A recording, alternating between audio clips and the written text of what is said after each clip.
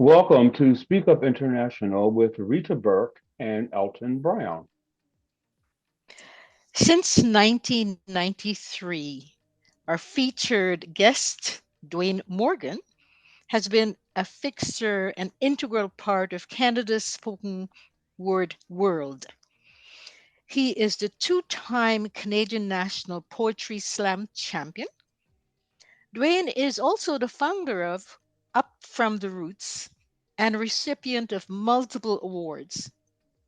There's so much more that I can add to this introduction, but I prefer for our guest, Dwayne Morgan, to tell his own story. Dwayne, the mic is yours. We welcome you to Speak Up International. Well, thank you very much. It is an honor to be here with the both of you this morning to, talk about my journey and what I've been up to. So, as you mentioned, I am a spoken word artist, a writer, a performer, an event producer, and I have lived a life to this point beyond anything I had imagined for myself. And just try to take that inspiration and use it to inspire those who are around me and those who are coming after me. Dwayne, it was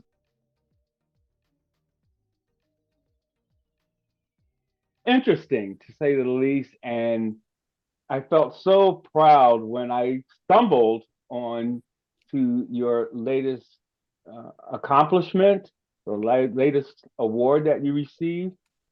You received it from a very notable individual. Tell us about that, please. So, on the 1st of January, the Lieutenant Governor of Ontario announced that I was being appointed to the Order of Ontario. For anyone who is unfamiliar, that is the highest civilian honor that anyone living in this province can achieve and can be bestowed upon you. So I think it's a very humbling accolade because it recognizes a body of work that is 3 decades in the making. It acknowledges work that is significant, not just in Toronto or Scarborough where I grew up, but is significant for the entire province, and my commitment to culture and to education and to race and to equity and to all of these kinds of things. And I think when you're busy doing the work, you often don't know if it means anything to anybody, if anybody is watching, if anybody even cares. It's actually a very lonely process to do the work, in community, because you see a vision that you don't necessarily know if anybody else sees or understands or gets. So there's a lot of personal sacrifice, because oftentimes you're the only one who sees the vision that you keep working towards. So when an accolade like this happens and someone says, oh, we are recognizing this vision, then it makes it all make sense. So definitely it's a great honor to have bestowed upon me. Well articulated, you are so correct. You're doing the work and you're enjoying the work and you're immersed in the work and you don't know if people are noticing. So well said, Dwayne. Thank you so much. Now, tell our listeners what drew you into the spoken word world. Well, it's a very interesting story, and it's one I share a lot of. I do a lot of work with young people, and I visit a lot of schools and school boards. And I am actually a shy, quiet introvert who does not like speaking to or in front of people. So, um, doing something that requires me to be in front of people was never something I envisioned for myself as a young person growing up. And the first time I got on stage was in my high school as part of a talent show. And at the time, all of my friends had some kind of talent. So they were all going to be in the talent show. And I didn't want to be that one kid who was in the audience when all of their friends were on stage. So I had to figure out, how can I get on stage in the talent show? And I figured, if you have no talent, the easiest thing to do is to write a poem. So I wrote a poem, and there were two women from an organization called the Tropicana Community Services Organization who just happened to be in my school at that day, at that time, who heard that poem. And they came to me and they said, you have to keep writing, you have to keep telling stories. And they took my phone number. And every time there was things happening in the community, they would call me and they would say, can you come and do that poem? And they just kept bringing me out around the city doing this one poem. And, that poem started to get on my nerves because everywhere I went, people were asking to hear this one poem. So I decided to write a second poem. And 31 years later, I'm now speaking to you because I kept on writing poems. So it was never something that was part of my vision. It was just something that I did to be on stage with the rest of my friends. But again, one of the reasons why I give so much back is because there were two women who didn't know me and they poured into me as a young person. They saw something in me in a time when I didn't see something in myself. So now, because they poured into me, I pour into so many other people in so many different ways just to pay it forward because I understand what that level of support can mean. It's amazing how women play an integral part of what men do. And without women, sometimes, the train can just pass us by and we don't even notice it. You Mhm. talked about doing the work and how you're moving forward. That, you're just doing the work, it's moving from one gig to another. What happens when you have a moment to do, let's say, perform 2020 vision? That whole thing about hindsight is it's perfect vision. What do Mhm. you see? Um, well, I mean, one of the problems I think of looking backwards is that you can find problems that you never even knew were problems. When you were going through them, this was just a situation. So now I have to figure out this situation.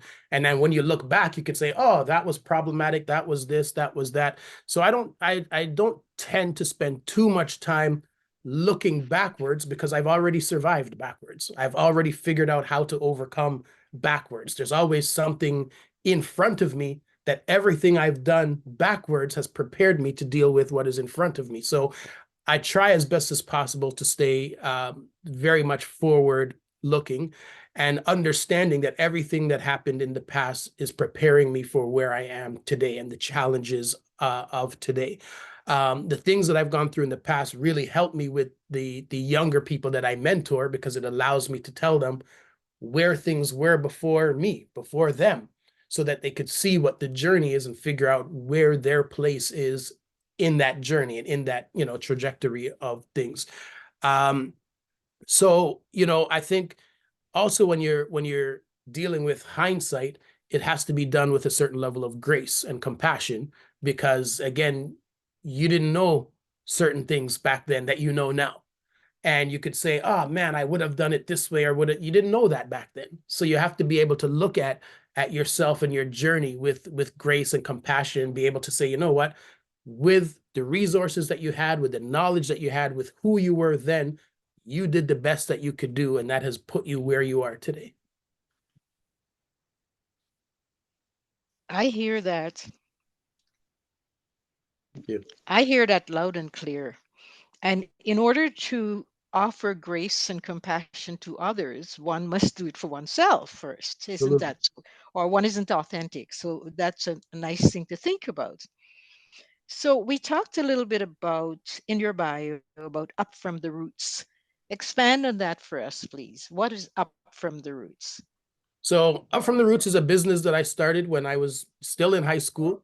And, after that first talent show, I realized how many of my friends had talent but had no platforms. There was no places for them to perform. Growing up in Scarborough, um, there are still very few art centers and art spaces and stages in Scarborough. Scarborough is very much underserved when it comes to the arts. At the same time, Scarborough has also produced some of Canada's greatest artists. So it's a very interesting thing to look at how little is invested there in terms of culture, but Scarborough has given the world The Weeknd, the Bare Naked Ladies, Mike Myers, Jim Carrey, all of these people who have roots in this place where there is no opportunity for arts and creativity. So I decided to start a business putting on talent shows.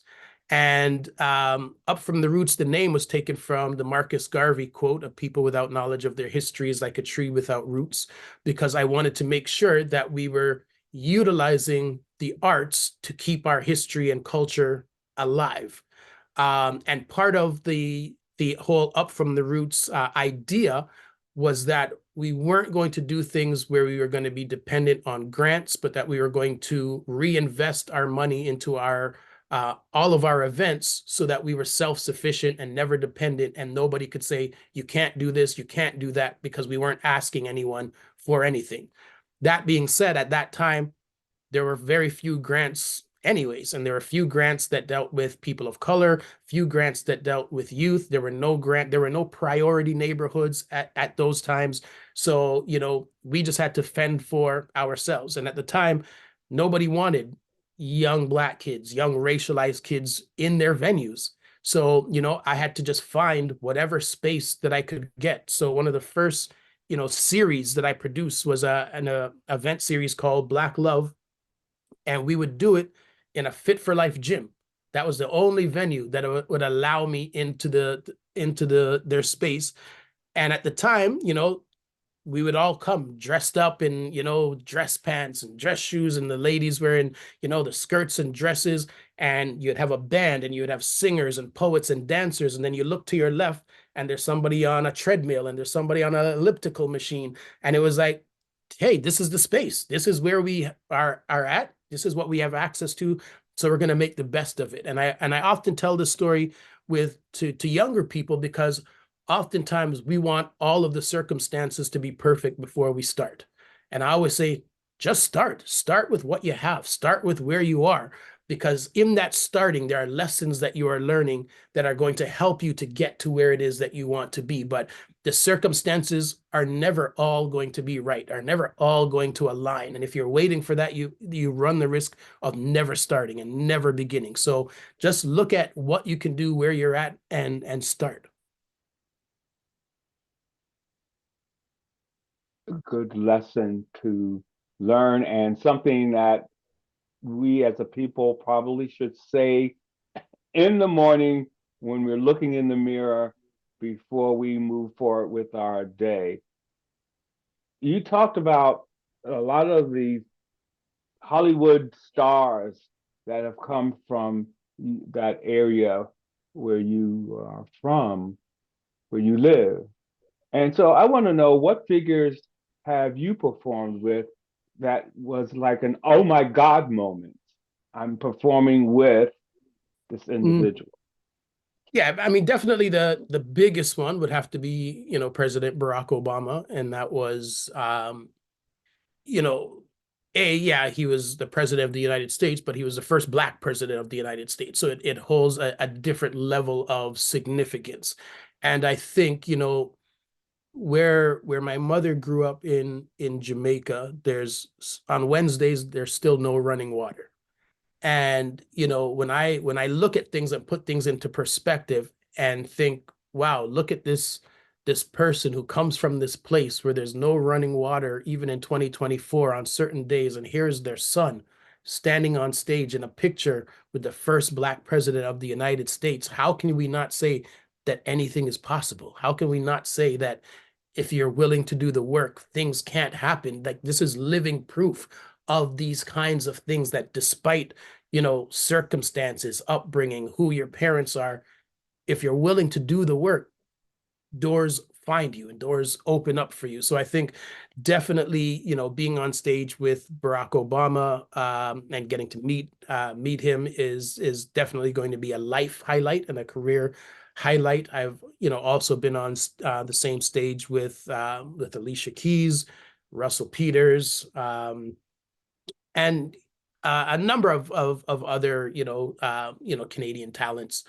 And all of it is just such a blessing, because again, what I do as a poet, there's no radio play, there's no music videos. So the question then is, what are you doing here? How did you get here? Because you're on stage with people that everybody knows because they hear them on the radio, they see the music videos and all of these things. And then there's me. And I think that just speaks to work ethic, tenacity, to seeing myself beyond what other people see. And again, it's speaking to that whole idea of having a vision. So for me, I mean, we live in a world of titles and labels, and as often as possible, I try to avoid those labels, because then people want to pigeonhole you into that label. So I often try to resist saying I'm a poet, or I'm a spoken word artist, or I'm just this thing, because it's very limiting. So I consider myself to be an entertainer, and my ability to write is the vehicle that I use to entertain people, which means that I could write a play, I could write a movie, I could write a poem, I could write anything, because my vehicle is writing. So that is the way that I look at myself, that allows me to imagine myself beyond what a poet might think they're supposed to be, and where a poet might think, this is what I should do, and how I should approach my career. So I try to think of myself in a much broader kind of way, and act accordingly to create more opportunities for myself. You're so correct. We live in a world, in this progressive world or society, where people are inclined to put you into little boxes. This is where you belong. You're a singer, you're a dancer, you're this. And so it's to your advantage and to the world's advantage for you to see yourself larger and more capable than that. So I like how you responded to that question. Thank you. In your bio, Dwayne, you said that you're an advocate for gender equity. Expand on that concept for us, please. So I have a show that I produce every year called When Sisters Speak, and it's a show that I do. It's now 24 years that I've put this show on, and it's a show strictly for Black women poets to get on stage and perform and to share their story. And I believe it's significant because this was before the Me Too movement. This was before the, Time's Up and all of these kinds of things, where people were, looking at, equity and gender and space for women and all these things. I was already doing that. I was already creating space. I already understood that there are certain privileges that I might have as a man that I can use to create space for women and for other people. And I did that. I've done, other shows that are not poetry shows, that are specifically for, female artists to come and perform and to be in the spotlight. And I go in the back and I don't perform anything. And this is your space to do this. And I think it's so important to understand the power and the privilege that we have. Sometimes we're like, oh, well, there's racism, there's all these things. Yes, but there's other aspects of your life where you might have power and privilege. And what can you do with that to make the road easier for somebody else? I think tying that into becoming a father to a daughter, then it's also more incentive to, how do I create a world that makes her life easier, that gives her more possibilities, that allows her to see her father creating space for women. And I think, that is also, very important. So, one of the books that I came out with not too long ago was called Period and Other Lessons from My Daughter. And it's a collection of poems that really deal with, gender, but from a male point of view, trying to understand the world, through her eyes, trying to understand what she sees and what she experiences, because I've never lived through that. But I have to, if I want to understand it, I have to talk to her about it. I can't just assume because I'm a man, I understand it. I've never lived in that kind of body. I've never had those kinds of experiences. So I think for me, when I look at who else can I advocate for, women is a big part of that. And again, the most direct beneficiary of those efforts will be my daughter. You talk about creating spaces for individuals, women to do their thing, which is something that isn't readily available. You are a performer, and I want to know about that major event that you performed in 2012, and where was that held? So in 2012, I was part of, I'm going to assume this was the Super Bowl in Indianapolis, Indiana. And a lot of times people think that the Super Bowl is just the one day of the football game, but it's actually a 2 week celebration leading up to the football. The football game ends the 2 weeks. So there are all of these things in the host city. There are all of these things that happen leading up to the football game. And in 2012, someone that I had met and a woman that I had brought to Toronto from America was like, "Oh, this is happening in my city. I want to do a poetry event that is tied to the Super Bowl and just bring a bunch of poets from different places because." Again, she was just being very smart. There's such a spotlight on your city at that time. Why not do something with your genre that's just going to give more spotlight to what you're doing? So she returned the favor and invited me to come down to Indianapolis and to just, check out the vibe of the city and the vibe of the Super Bowl and just seeing, all the setup and everything that's going on.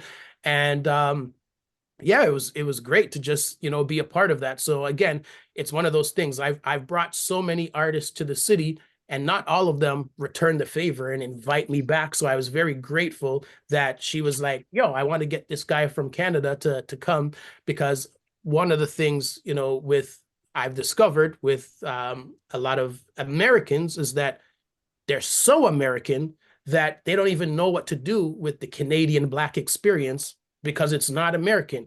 And my poems don't sound like the American poems. My accent doesn't sound like the Americans. So they're just like, I don't really know how to deal with that. It's almost like there's a monopoly on Blackness that begins and ends in America. And outside of that, they don't even know how to deal with and articulate Blackness that is not American. So I'm always very grateful when people are like, "No, I want you to come because I think people in my audience in my city need to hear a different perspective of Blackness." Very, very interesting concept about life beginning and ending somewhere else. And I'm not going to say where. Very interesting concept. I belong to a Toastmaster club and it is hybrid. It started off online and we've got members that are Americans and they find us rather curious, I must say. They find us rather curious, and but they want to learn. They want to learn what goes on outside of their space. So we've got some really nice people. Dwayne Morgan on Speak Up International. We seek to inspire, to educate, and to inform. And there's no question that your story will help us to meet those goals. And I'm so thankful for that. Tell us about Dwayne Morgan at age 14. So Dwayne Morgan at age 14, again, very, very shy, very quiet. I always knew that I was smart, but I just didn't have the work ethic for school. School was not something that I found a lot of fun and joy in outside of the social aspects. I didn't write. I wasn't creative. I was just, for lack of a better word, just existing. I was just kind of there, waiting for something to happen, waiting to find my way. I'm not too sure where my life was going to go. Um, so at 14, I was very much like many of the young people that I work with today, and many of the young people that I meet who just haven't figured out what this life thing is and what their place and purpose is in it. And, it would be a few more years before that light bulb went off. But I was really at 14, just kind of going through the motions of what you're supposed to do, at 14. You just get up, you go to school. I think no, I didn't have a part-time job yet. Yeah, just up and to school, back home, rinse and repeat every single day. I think that's a funny rinse and repeat. It almost sounds like you were living in a washing machine. Absolutely. I mean, it's the mundane existence at that point, because you just know what every day looks like, and you're just doing the same thing every single day. Well, I think that washing machine metaphor probably ended around 2018. Why don't you tell us about some of the notable awards that you won between 2018 and 2022? So let me see. I received I believe it was 2022, and I received the Celebration of Cultural Life Award, which was a big award from an organization called the Toronto Arts Foundation, and it just looked at career achievement and body of work, and it came with a $10,000 prize. So that was, I'd never won anything like that before, so it was again one of those really really great honors. And there was, prior to that, the Margot Bindhar Award that that I also received from the same organization. Well, I was a finalist for the same organization. And again, these are Toronto-based awards and accolades. And again, to receive that kind of acknowledgement from your peers is very important and very rewarding. So much so because for a lot of artists, their main focus is on themselves and their art. And for me, I've always split my focus between myself and my art and creating space for other people. So a lot of people have benefited from the work that I do. A lot of people have been paid because of the work that I do. A lot of people have won prize money because of the events that I do.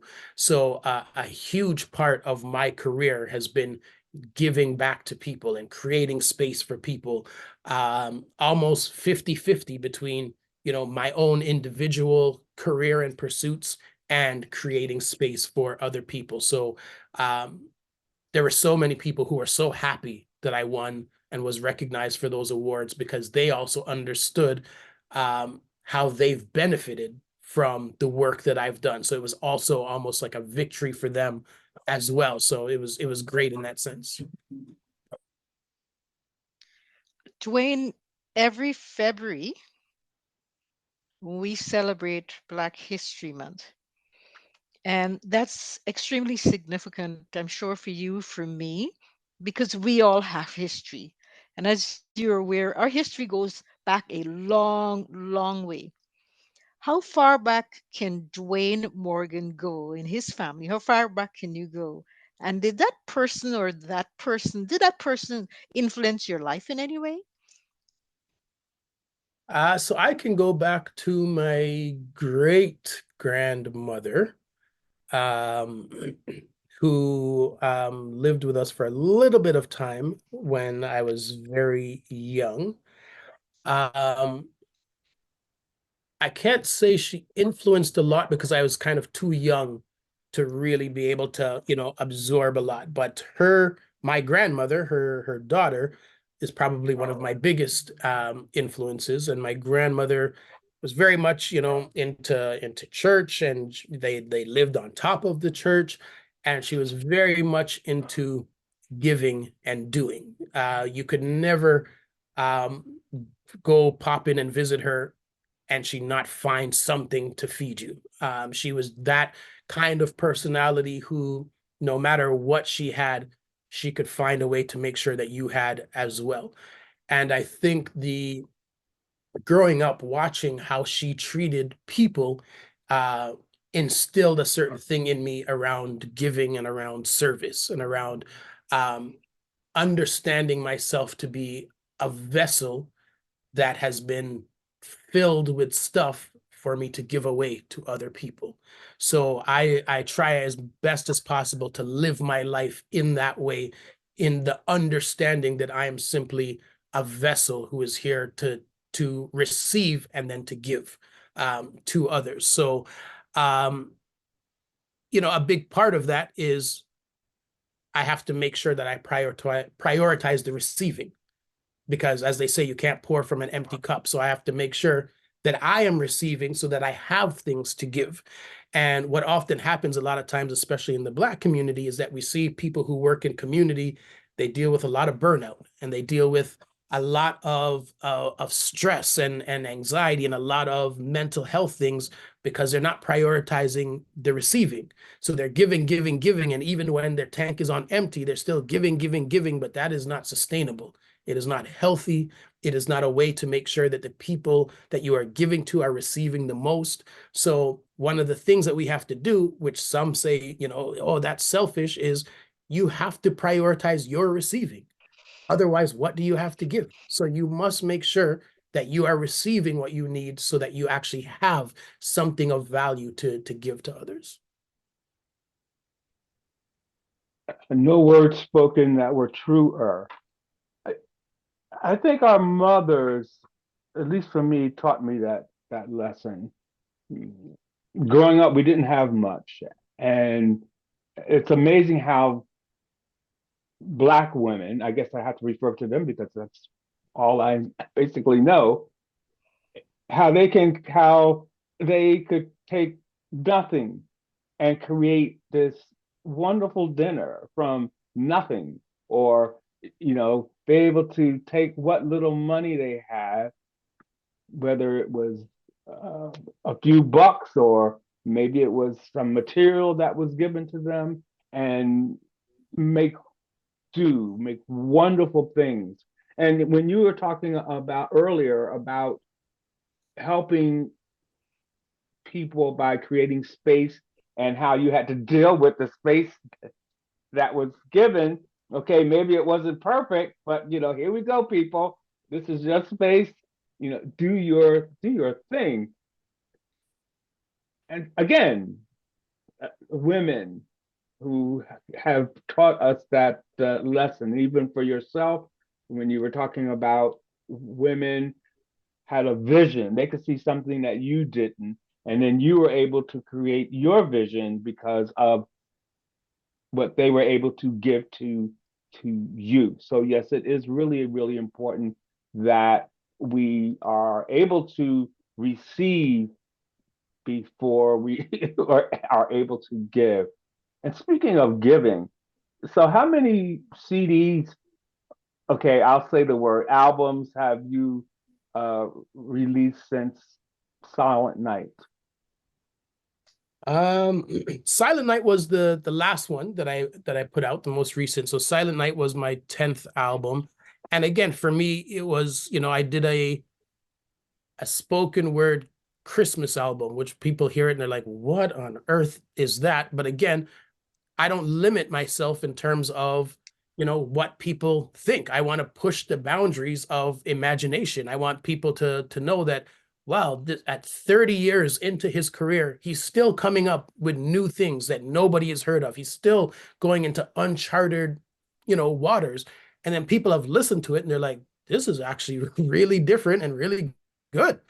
So it was a great challenge to put that together and really think of what could a spoken word Christmas album be like. So Silent Night was my 10th album, and at this point I have 14 books that I have put out, and hopefully very shortly I'm going to start on the process of some of the books that are out of print, bringing them back as audiobooks so that people can still access those poems. So hopefully by the end of the year, at least the first one will be turned into an audiobook. That is interesting. And as we said at the top of this show, we haven't seen each other for a mighty long time. I knew when you had one book, and now you're telling me you've got 14 books? Yeah, there's 14 books in the catalog, yes. I the women that you talked about at the beginning, when you talked about them, you carved a little tattoo in my heart that these two women heard your first poem and they saw something in you that you didn't even know exist. Were you ever able to go back and say to them, this is what you did for me? I'm actually still connected to both of those women. And there's never a time when we are in the same room and I don't tell them And sometimes I tell them to themselves, or sometimes I say it from the stage. If I'm on stage and I see that they're in the audience, I truly believe in always honoring that and always honoring them. And it's so important because they didn't have to do it. They had no idea who I was. They had no idea who I had the potential to be. They just saw a Black kid Mhm. who said something on stage and they said, you should keep doing that. And they went above and beyond to create spaces for me to do it. They didn't just say you should do it. They even found the spaces and said, all right, come here and do it. And you know, and the testament to myself is that I went. They called me and I showed up and I went. And I had no idea what that was going to mean for me, what that was going to turn into. But as a young person, I had nothing else to do. So why not show up and why not see and why not, you know? And I ended up, you know, I said they work for an organization called the Tropicana Community Services Organization. That organization ended up lending me the money to do my first book. I ended up getting a summer job working as a youth counselor for 10 years with that organization. So from these two women, so many things happened that got me planted in the community, planted working with young people, getting comfortable being on stage, speaking to people that, you know, you just never know what that one word of encouragement can mean to somebody in a moment. And, you know, that is, again, why I spent so much time trying to encourage young people because of what these two women did. You are a collaborator. You work with so many people, you work with women. I want to know more or less what about Driftwood Studios? Can you talk to us about that? So Driftwood Studios is a studio company that's run by a friend of mine. And, you know, years ago, we were just talking about, you know, what can we do together? And I think, you know, so much of the things that I have done, it's just people just wanting to work, wanting to create things. So even with the the Christmas album, one of my producers was like, hey, do you want to try doing this thing? So he made the music, he would send me the music, I wrote the poems, then we got together, we put it all together, and it turned into something. So with Driftwood Studios, we decided that we wanted to talk about something, and it ended up being domestic violence. So we ended up filming a 10-minute movie on domestic violence that was based on a poem that I had called Three Knocks. And we did it. And then next thing we know, it was in a couple film festivals. And here we were again. Nobody was getting paid. Everybody was volunteering. You know, we were so young at the time that we just wanted to do something. We just wanted to keep ourselves busy. We wanted to be creative. And I've always been very honest with my limitations. So, you know, you have to know when you can't do everything and you have to know what you're not good at. And then you seek out those people who are good at those things and say, hey, can we work together on this thing? So, you know, the people at Driftwood Studios, they were great at film. So we ended up just working together to make this film. And you know, even to this day, it's still very relevant and very poignant. And I like, you know, how we did it, considering the fact that we had no money. And so much of my career and so much of what I've done was done with no money. It was done with trying to figure out how can you get this done with no resources? Because as I mentioned before, there were no grants at that time. There were no opportunities to get money to do these things. You just had to figure it out. And I'm so grateful because a lot of the younger artists growing up now are almost dependent on the granting system for support for the work that they do. They don't necessarily have that spirit of, let me just go and figure it out, because it's always been, oh, go apply for this grant or go apply for this. And then if they don't get the grant, they feel as though their idea wasn't important. And I've never, because of how, when I grew up, grants don't dictate if my ideas are important or not. I dictate that. And that's part of the whole going back to the idea of up from the roots and making sure what I was doing was sustainable so that I wasn't dependent on other people for my ideas to be valid or to come to fruition.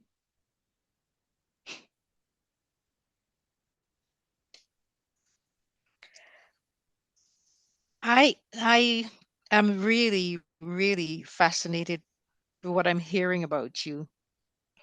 As as I've said earlier, we've known each other for a long time.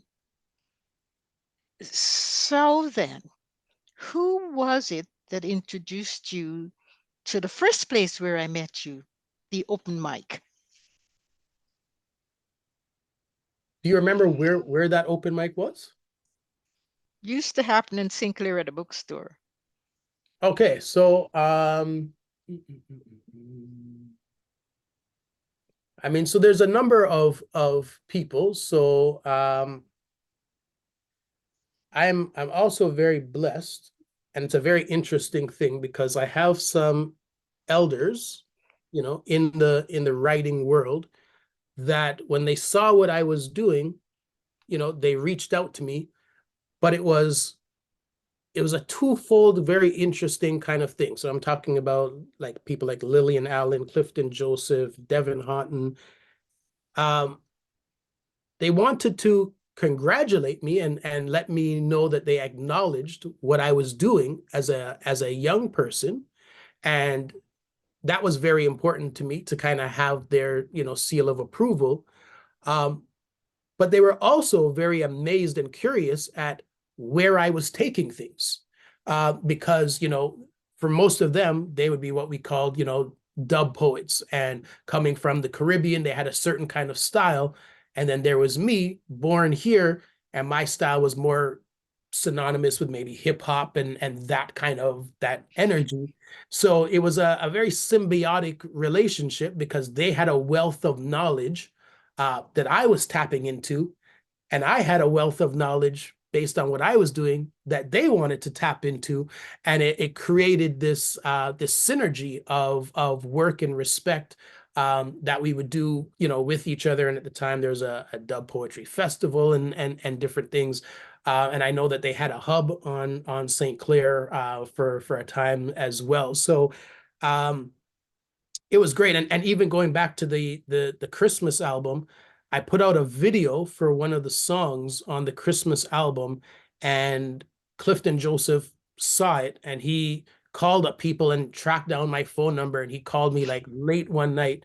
I'm like, who's calling my phone at this hour? And I answered, and it was Clifton, and he was just like elated by this video. He thought the video was the funniest, greatest thing that you could do, you know, with spoken word. And he felt it necessary to track me down to make sure that I Mhm. heard him tell me that he loved that video and what I'm doing, you know, with the art and with spoken word and that sort of thing. So I think, you know, starting so young, having elders that checked for you, and now, you know, being older myself, and those elders are still there and they still check for you, and they're still, you know, proud of you. And you're often, you don't see them as much anymore because they're in, you know, different worlds and that sort of thing. But you know that that love that was created many years ago still exists and still has been cultivated. And I have been blessed by, you know, so many elders, you know, Miss Burke, yourself included, who, you know, saw me as a young person and just wanted to help because they saw that I was trying to do something. They saw that, oh, this guy's a mover and a shaker kind of person. This guy's gonna get things done. So people went, you know, above and beyond to help facilitate, you know, some of those things. And, you know, so I have so many, I call them, you know, my mother's, whether it's Joan Pierre, where it's the Honorable Jean Augustine, whether it's Dr. Rita Cox, and like, you know, people who have just been in the community, who every time they see me, this is like, oh, this is my other son. And I think that is, it's such a beautiful thing for me to be embraced by all of these elders in the community, because that's always the greatest badge of honor if the elders are proud of you. We've interviewed Lillian Allen for Speak Up International. Oh, awesome. Famous woman, very kind individual. that was a memorable moment for Speak Up International. Mhm. Speaking of which, we have been on every continent in one way, shape, or form where we've been able to reach out and touch the lives of thousands of individuals. And Mhm. with that comes great responsibility. For yourself, you've been to many countries and regions due to your work. Can you tell us about some of the regions, countries that you've been to, and the one that maybe was an eye opener for you? So yeah, so I've been, across the entire Caribbean. I've been almost most of the countries, in Europe. I've been to Turkey, I've been to Ghana, Uganda, South Africa. Um, I think the first time I was invited overseas, it was to perform in Germany, and that was probably the most eye-opening of my travel experiences, probably because it was the first one, but also because it didn't go particularly well. And it was one of the first performances that I can recall doing that didn't go well, because up until that point, and even since, I've just been used to them going very well. And going back to the thing about the hindsight, when I tried to question why it didn't go well, I realized that so many of my poems were about Scarborough and about Toronto, that being in Germany, nobody cared. Nobody knew what that was. Nobody knew what I was talking about. That's right. So in that moment, the light bulb went off and I said, oh, I have to make sure that I'm creating work that is more global in its sphere, so that no matter where I go, the work is relevant. And that was one of the greatest learning experiences that I've had from traveling, is understanding that your body of work as an artist must be able to transcend language and space and culture and all of these kinds of things. So since then, I've been into environments where the audience didn't even speak English, and I'm performing. And then the other part of that is then you learn that the words are only part of the understanding. It was amazing to do these performances and have people come up and try to talk to me afterwards about what they got from a performance where they didn't understand the words, but they understood the feeling.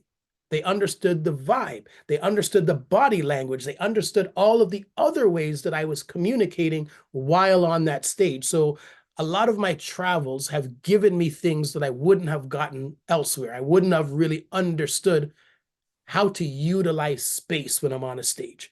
Because again, most times as a poet, it's just you and a microphone and a big space, right? But I had to learn that communication and the performance isn't always just the words. How do the people who don't speak the language understand it? And then that informs, okay, I got to really put some other elements into my presentation, especially when I'm going to be traveling to places where English isn't the first language, or it isn't the language at all. So that first trip to Germany and it not going well was one of the greatest things to ever happen. Sounds to me like you're talking about the adage, know your audience. Know your audience. Absolutely. Absolutely. So, Dwayne, let's suppose you were given the opportunity to address a graduating class of males, Black males. Offer us three gems that you would share with them during your presentation. Wow, that's a great question. So, I mean, if I was talking specifically to um, Black males, um, I think the first thing that I would say is, in order to be a powerful person, it begins with responsibility. It begins with taking responsibility for yourself and for your choices and for the outcomes of those choices. So, oftentimes people will say things like, well, I didn't have a dad, or I didn't have a positive role model, which is valid and it is fair. And there's lots of research in terms of, the outcomes of those young people. But at the same time, when something goes wrong with my phone, I go on Google and I look for the answer. So can we still utilize that as an excuse? Because I could watch Uncle Phil on The Fresh Prince, and I could see an example of fatherhood. You know, when I grew up, it was The Cosby Show. I could see an example of fatherhood. So it's not just I didn't have it, so X, Y, and Z. That's an excuse. Because if you want to see an example, there are examples, and you can look for the examples. So the first thing I would say is you have to take responsibility. The second thing I would say is that your life matters, and it matters beyond um, sports and entertainment. It matters beyond stereotypes and fetishes. Your very existence matters. When I go into schools and I'm the guest speaker and I'm going to speak, I understand that my presence matters before I've even said a word. Because when the kids come in and they're like, oh, there's a Black guy who's going to be at the front, who's going to be talking, even before I've said a word, that is significant. My presence matters. So understanding that you matter simply for existing is very important. And then you have to ask yourself, well, then what am I going to do with that? How am I going to utilize that? And then the last thing that I would say is that you're allowed and supposed to be happy. You're supposed to experience joy. You're supposed to experience laughter.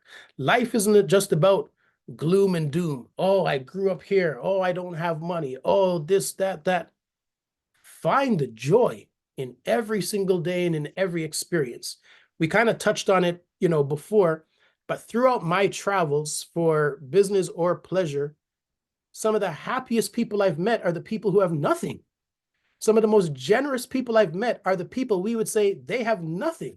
They would offer you something and you want to turn it down because you know that they don't have it to give, but that is insulting to them because they want to give it to you, because that is just part of their joy. It would make them happy for you to accept this thing from them. But then we come here and we have all of this stuff around us. We have all the technology, all the buildings, all of these things, and we struggle to find joy. We struggle to find happiness. We struggle to find laughter. And I think that is part of our birthright. We are supposed to enjoy every single day, no matter what it is we're going through. Of course, we're human. There's going to be death and grief and all of these things. That's part of the experience. But even in the experience, are we able to find the joy and the happiness that we are supposed to have? So I think those would be the three things that I would want to speak about. Dwayne Morgan, you have been a artist way before you were introduced to the world back in 1993, which,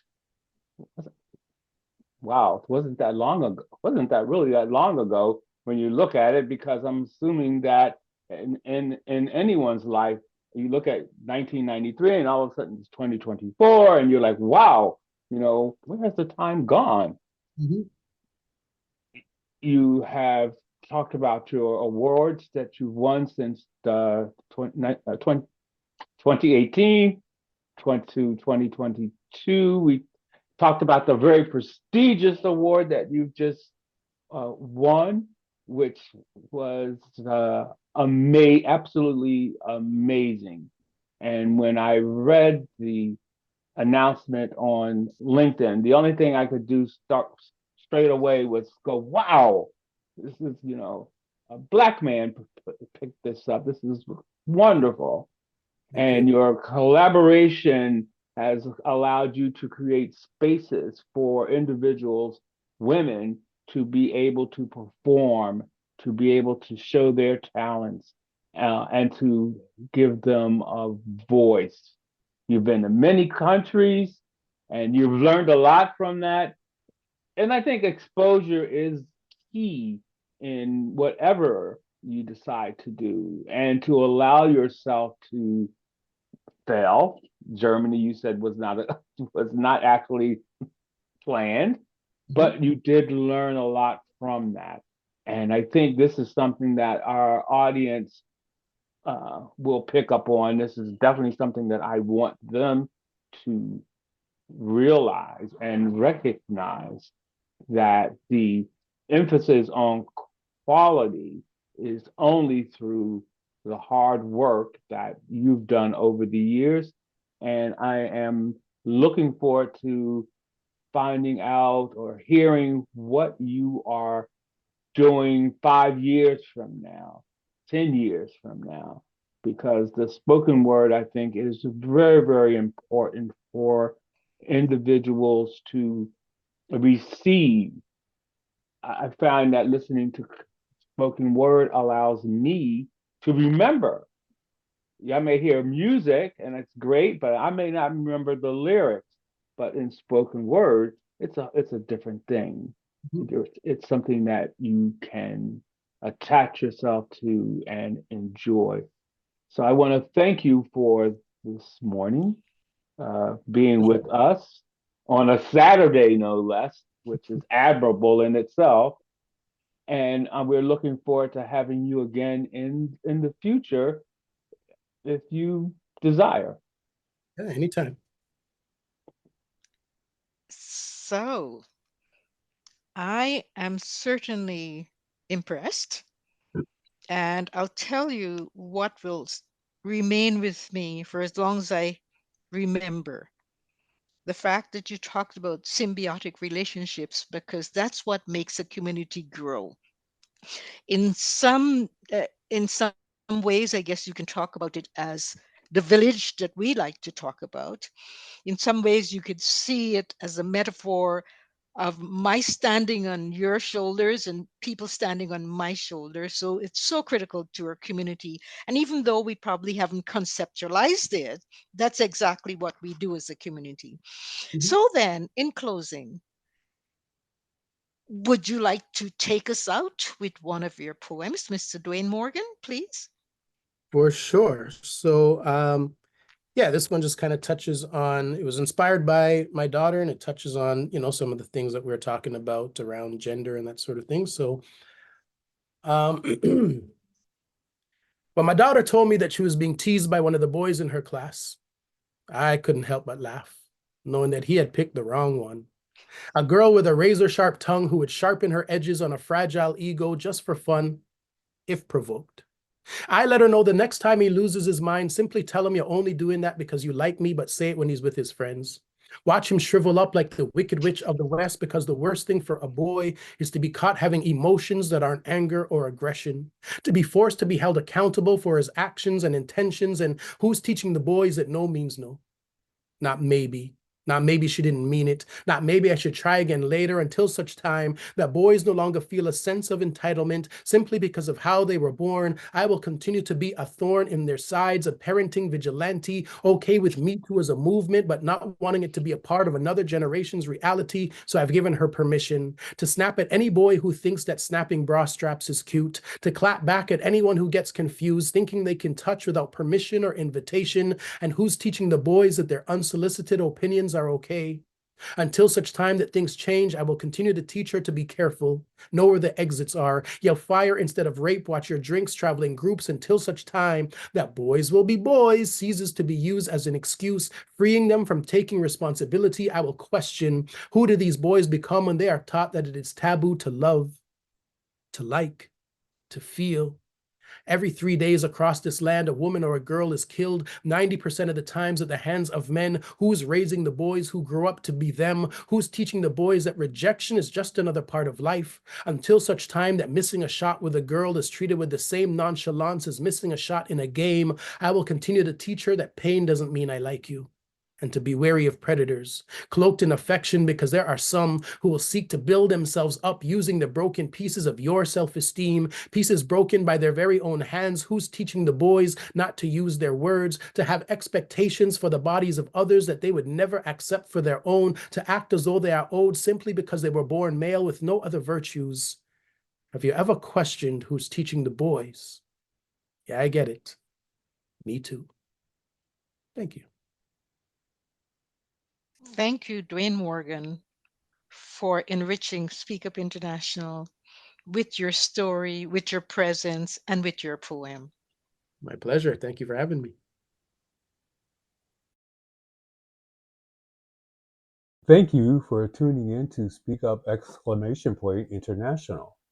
If you wish to contact our guest, Dwayne Morgan, please be prepared to submit your name, your email address, and the reason why you wish to contact Mr. Morgan on LinkedIn.com. Mr. Morgan has other social media accounts you can use to connect to him that will be listed in the description section on Spotify and other social media platforms. Your voice has the power to inspire, inform, and ignite change. We'd love to hear your story. We invite you to connect with us by sending a message that includes your name, your company or organization name, the valuable service you offer your community, and your email address to info@speakuppodcast.ca. You can also find our new video podcast channel at bit.ly/speakuppodcastvideo. You can find our audio podcast at www.speakuppodcast.ca. Our logo has a woman with her finger pointing up, mouth open, speaking up. As soon as the website passes inspection, you will be able to gain access to the audio and video versions of each podcast using the following link: www.speakuppodcast.ca. As a member of our Patreon group,